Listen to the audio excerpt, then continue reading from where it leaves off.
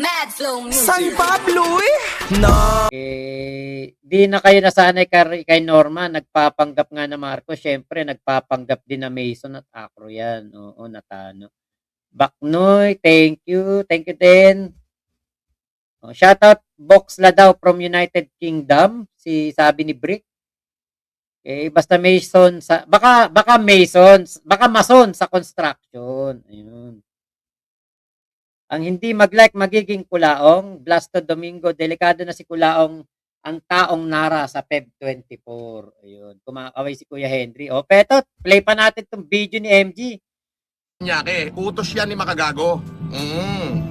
Siyempre nga naman, politiko yung pamilya niya dyan eh. So, tayo ho ay nakaranas ng pangaharas paglabas natin. Paano naman ako mag-uutos, Norman? Ha? At kailan ko ulit, nasaan ang patunay mo na sinabi, ha? Na ako ay may politikong biyenan, which paulit-ulit mong sinasabi na iniyabang ko. Nasaan na yon, Norman? Oo, di ba, Casper? Ano sinasabi ni Makagago? Kanya daw ang? Oo, pinagmamalaki niya na yung biyanan daw niya, politician. Oo. Politician daw yung biyanan niya. Sabi niya na, hindi naman tayo. Oo. Even yung mga stupido mong Wala talaga ako narinig kahit isa na sinabi yan ni MG na politician ng kanyang kanyang father-in-law. Eto ang tingin ko diyan.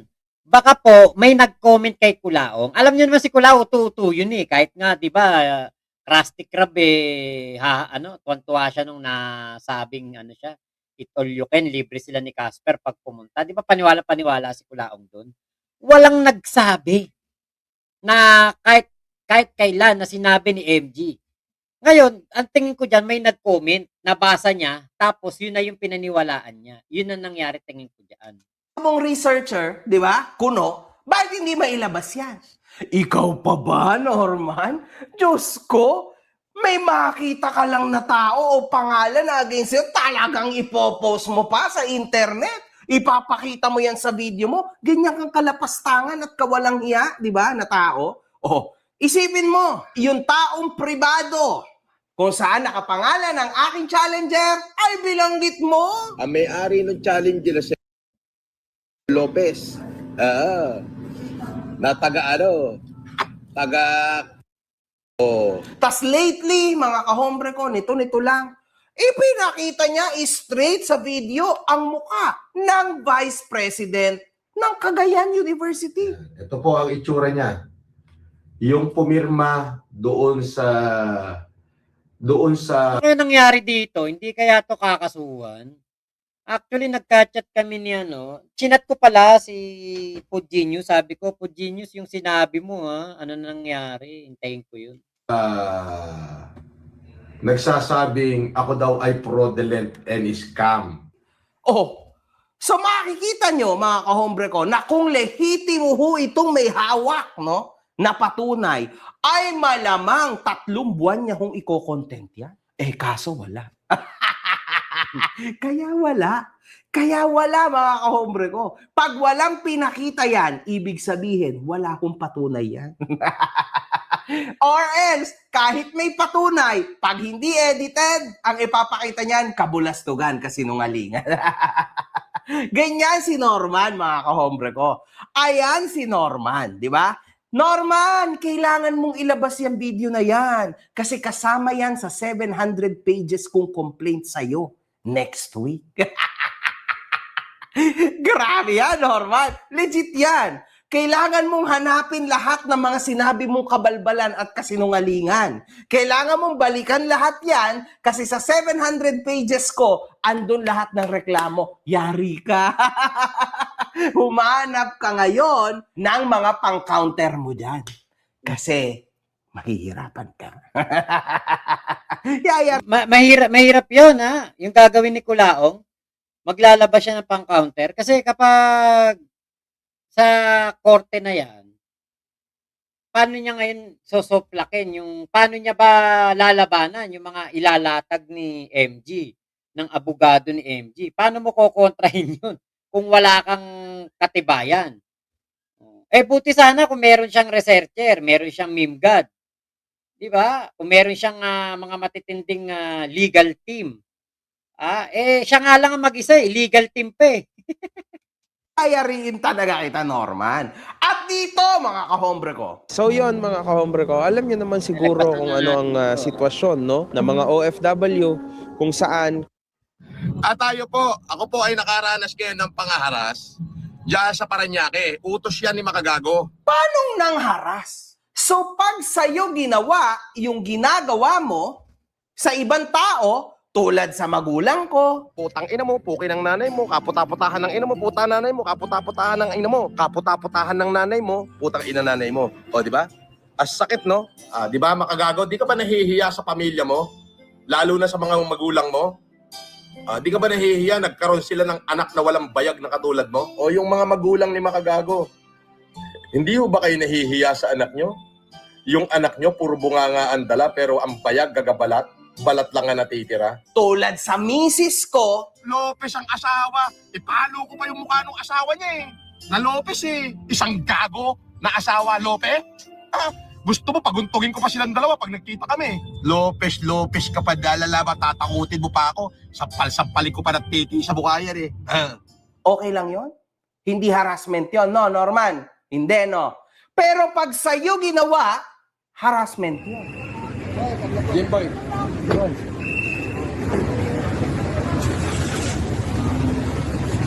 May dala ba kayong motor? Tricycle, dala mo.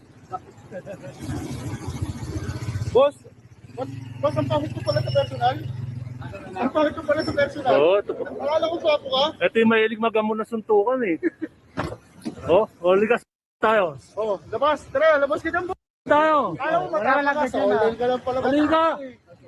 Tayo. Mo. Talagang utak mo, walang utak mo, laman tae, literal, mga kahombre ko. Yan ho talaga yung makakapagpa-tansya sa inyo. Kung saan libelo ba talaga lumilebel ang utak ng tao na ito. Kakaiba, mga kahombre ko. And I know, konti pa lang ang minuto lumilipas. Bad trip na naman kayo. Kahit ako, mga kahombre ko. Kasi hindi ko na rin alam, no, kung ano bang klase ng tao ito. Ayan na po, si Kulaong. Ayan na, Kulaong. Hoy, Kulaong! Hoy, Kulaong! Ito! Kulaong! Nagkamali siya ng bukas ng siguro bintana, eh, no? Ba't ba nabuksan pa niya yun? This guy is the real and the living example of deception. Iyo. Sa susunod, Makagago, pag magpapadala ka ng tao, padalin mo na agad ng baril, hindi video. Halatang puro katarataduhan. Di ba?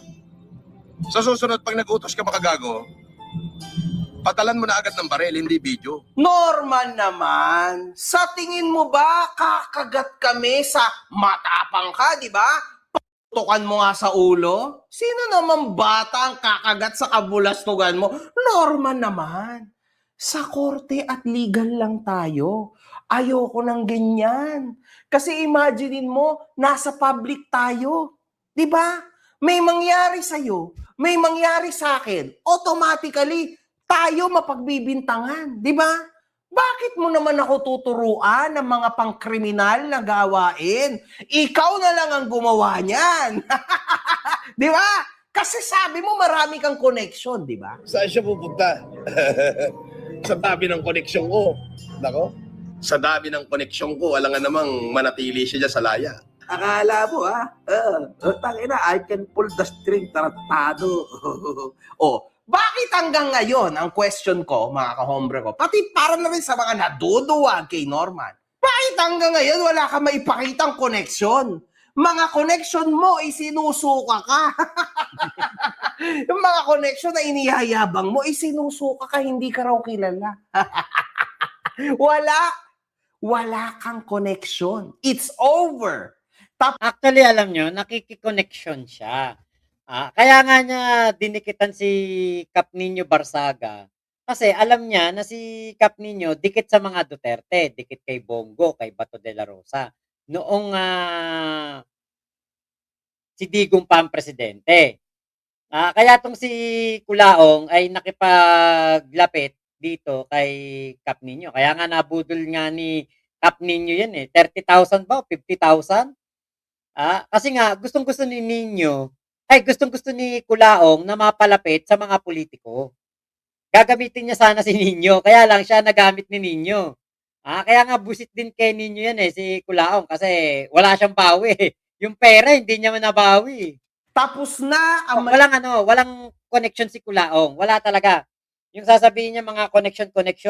Actually, ang natitira niyang connection, si Maralag. Si Maralag sa Kasibet. Yan ang mga natitira niyang connection. Si Maralag mukhang baka tablahin siya kasi syempre mas pipiliin ni Maralag ang uniforme kaysa kay Kulaong. Yung Bet naman, wala. Tahimik lang naman yun. Hindi naman yun taong sokmed eh. Kaya, kumbaga, parang, naka-safety pa si Bet.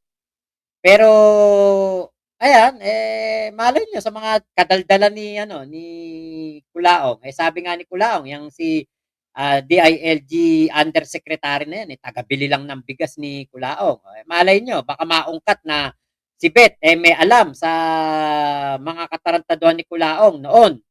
Noong ito ay nasa Green Meadows pa dahil nung nasa Green Meadows pa si Kulaong, wanted na siya noon sa human trafficking. Tapos kilala ni Bet, undersecretary ngayon ng DILG. Baka maungkat 'yon. ang maliligayang araw mo, Norman. Kasi habang tumatagal, palalim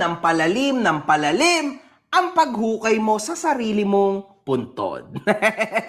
Napakasimple lang yan, Norman. Magpapakulong ka lang sa hoyo. At papakita mo lang na after few years, pag nakalabas ka na, sasabihin mo lang na yes, nagbago na ako. Then maybe, pwede kang bigyan ng susunod na pagkakataon ng fans mo kung meron man, di ba? At ng mga tao. Pero kung continuous mo lang na gagawin yung mga ginagawa mong kabulastugan, ay malamang, Norman, wala talagang maniniwala sa'yo. Instead, tatarantaduhin at gagaguhin ka pa ng paulit-ulit. Kasi wala na to. Your name is finished.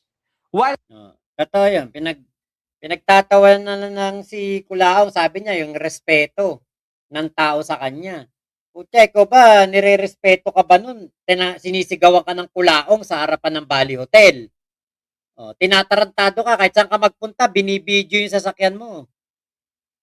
Kahit saan ka matulog, sa NLEX, sa SCTEX, kung saan ka man abutin ng antok. O abutin ng antok yung driver mo. Doon ka natutulog, may nagbibidyo, may naglilitrato, yung may respeto.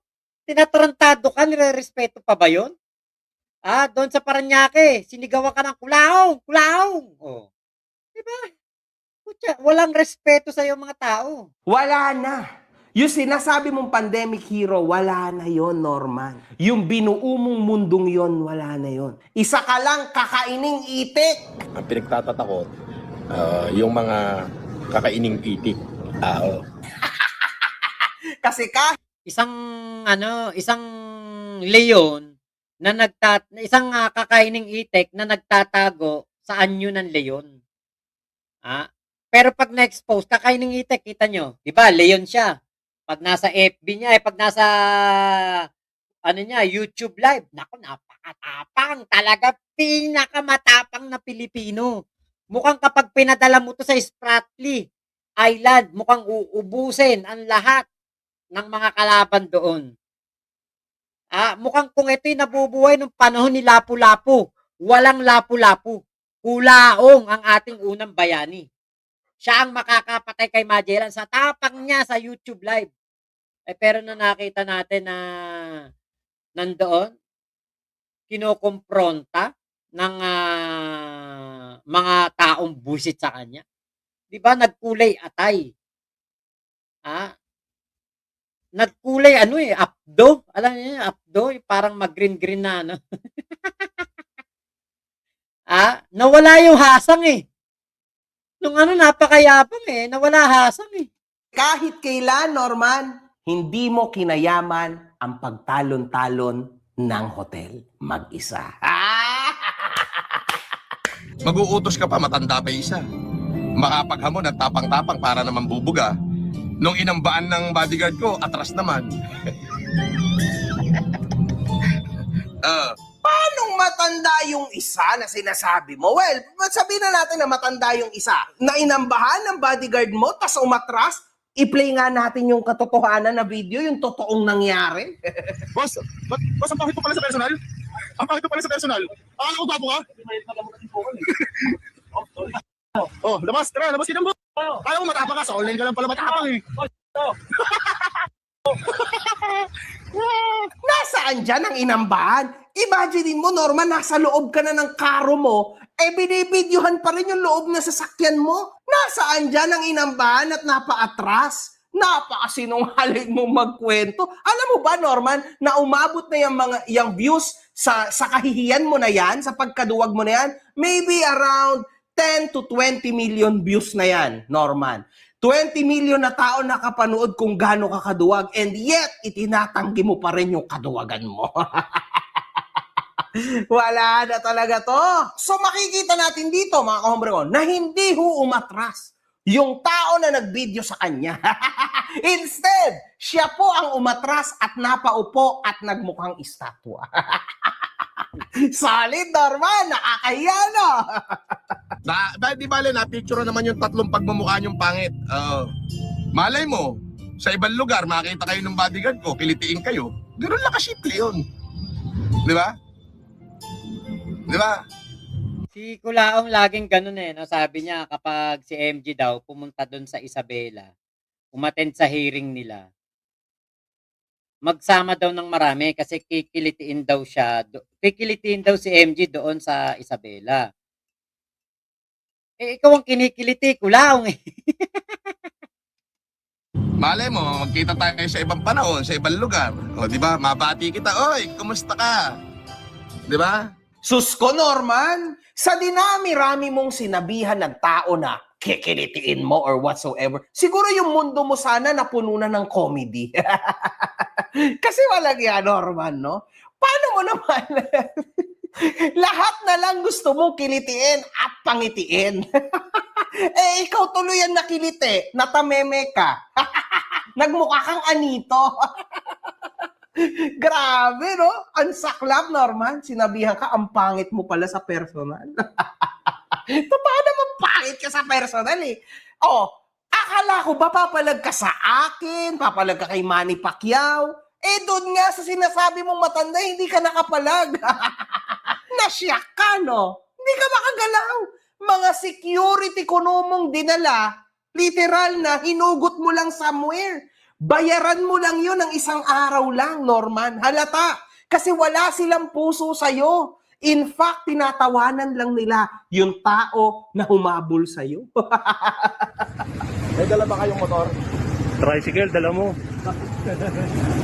Wala nga ginawa, oh. Binuksan ulit yung pinto, tapos dinuduro-duro ka ng cellphone. Walang ginawa yung security mo.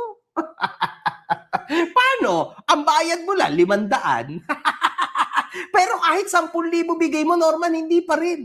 Kasi kahit magkano, di ba, hindi mo mababayaran ang isang loyalty ng tao, Norman. Malabo ka dyan? Oo.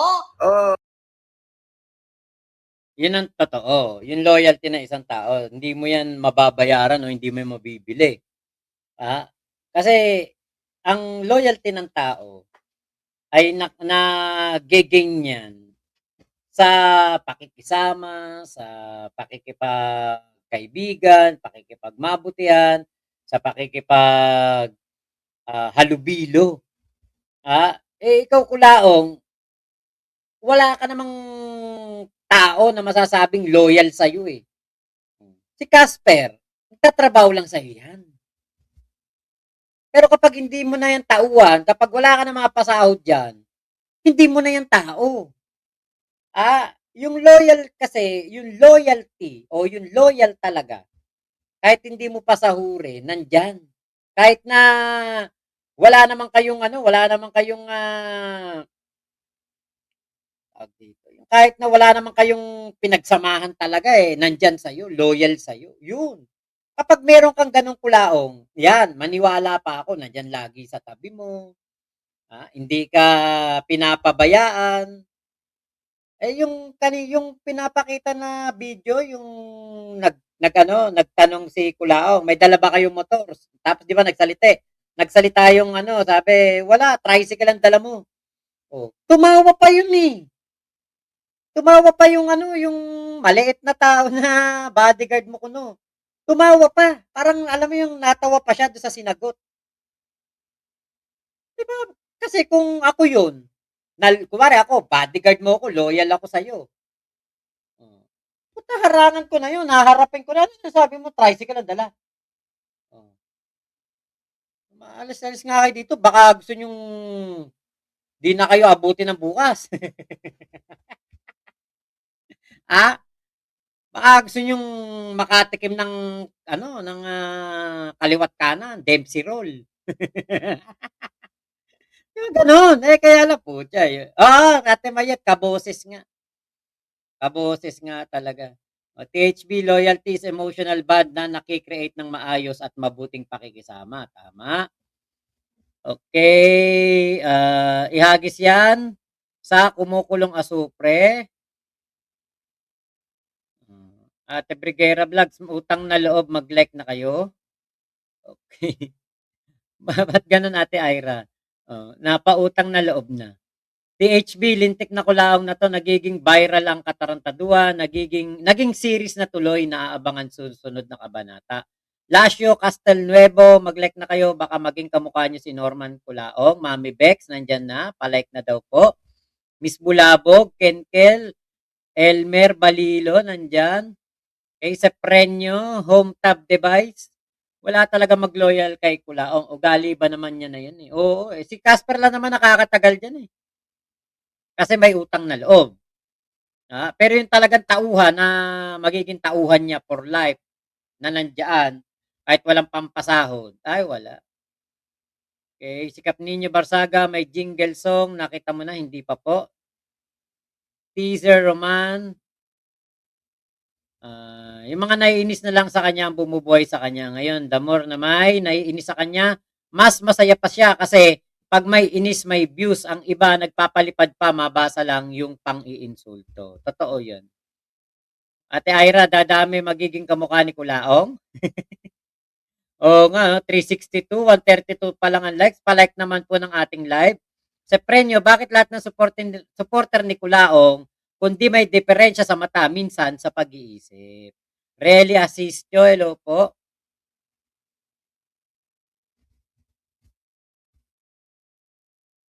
Okay. Ate Mayet, naduwag ka lang talaga, gunggong. Kay Ate Ira, wala nang bago dyan. Lahat ng prat members siya. Lahat ng prat member siya, pati sa prating pangit at prating gutom. Kuya Henry, nakakaya si Kulaong, lantad na kaduwagan niya. Ate Ira, pinoprovoke niya si Casper na magsalita ng di maganda kay MG. Naghahanap pa ng damay. Noemi ba doon? Punta ako sa 24, dala ng holy water para mag-collab si Norman. Poso Negro, dalin nyo. Pabombet nyo sa Malabanan. Ramil Cruz, sarap sampalin ng martilyo. Kulaong. Mapaggawa ng kwento, sinungaling talaga.